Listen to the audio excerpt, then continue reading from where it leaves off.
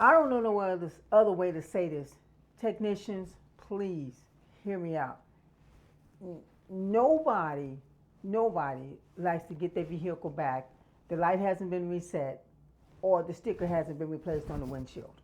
Me, personally, I'm a baby boomer. So I would love to see my sticker on my windshield and, of course, reset the light. What I don't understand is you took the sticker off the windshield. How do you not put it back? What are you doing?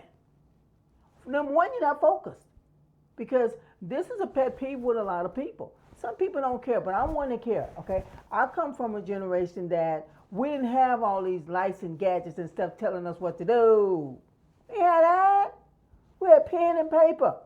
You wrote on there what time I supposed to come back. They didn't even print them at the time. It was handwritten with a marker. We had no machines talking about print it out. We have all of that. So I don't understand why this happens all the time, every day. And it just happened to me. Literally, my car, me, Ava, vehicle vitamins. How in the world, I'm just trying to wrap my head around it. What are you doing, technician? What are you doing? Put these folks take stickers on their windshield and reset the light. Because when you don't do that, you've just set a big cloud of doubt.